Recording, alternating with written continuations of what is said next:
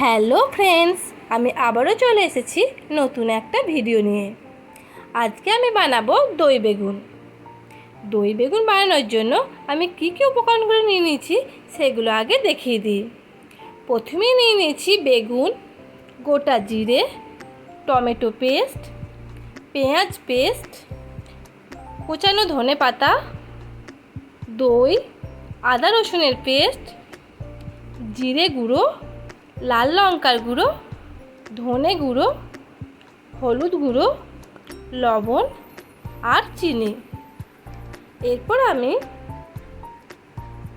ওভেনটা অন করে নিলাম, বসিয়ে দিলাম একটা কড়াই। এরপর আমি দিয়ে দেব সরষের তেল।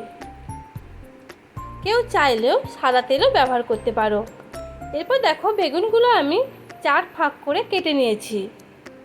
এরপর আমি বেগুনের মধ্যে লবণ দিয়ে ভালো করে বেগুনগুলোকে মাখিয়ে নেব। তেলটা গরম হয়ে এসছে, এরপর আমি দিয়ে দিচ্ছি বেগুনগুলো। দেখো সব বেগুনগুলো আমি তেলের মধ্যে দিয়ে দিয়েছি।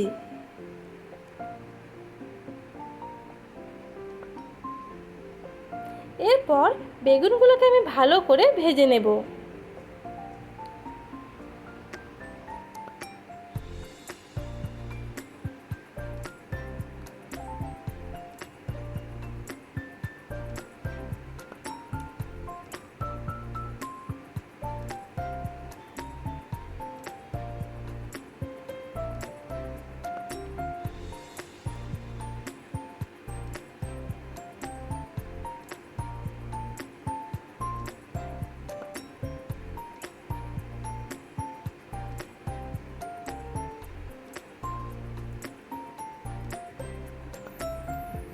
দেখতেই পাচ্ছ বেগুনগুলো হালকা হালকা ভাজা হচ্ছে। আমি আবারও উল্টে পাল্টে ভালো করে বেগুনগুলো ভেজে নেব।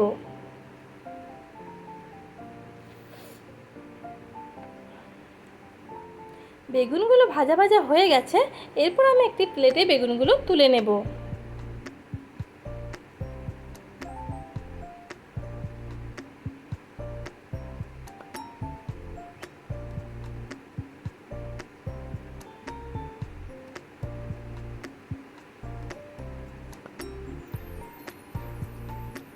এরপর আমি তেলের মধ্যে দিয়ে দিয়েছি পেঁয়াজের পেস্ট। এবার পেঁয়াজটাকে ভালো করে আমি ভেজে নেব।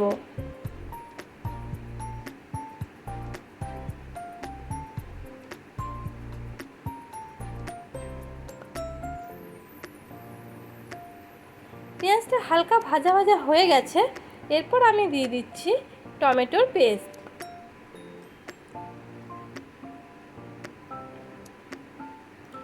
টমেটোর পেস্টটাও হালকা হালকা ভাজা হয়ে গেছে, এরপর আমি দিয়ে দিলাম কোচানো ধনেপাতা।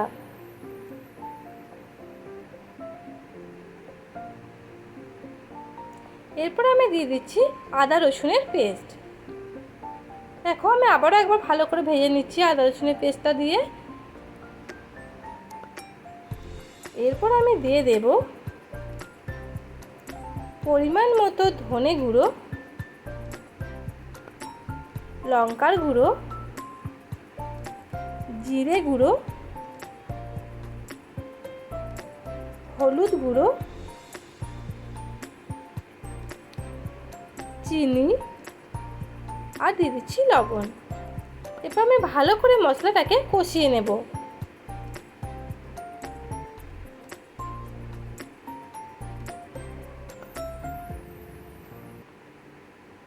মশলাটা কষানো হয়ে গেছে, এরপর আমি দিয়ে দিচ্ছি দই। দই দিয়ে মশলাটাকে আবারও ভালো করে আমি কষিয়ে নেব।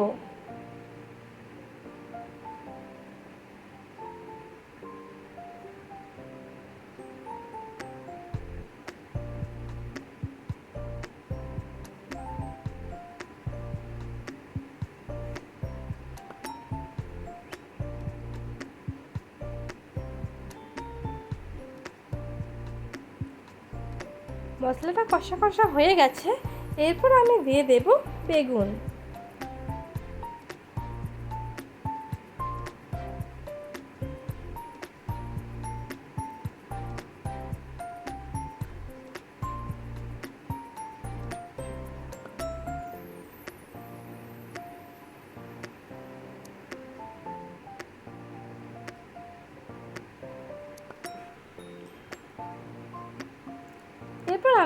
সামান্য পরিমাণ জল দিয়ে দেব।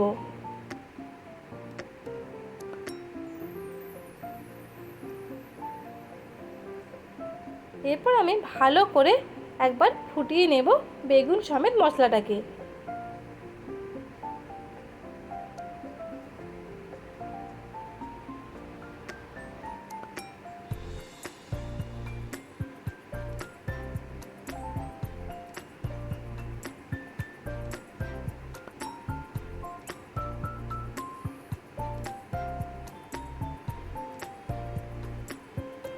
তৈরি হয়ে গেছে দই বেগুন। এরপর আমি একটি প্লেটের মধ্যে দই বেগুনটা তুলে নেব।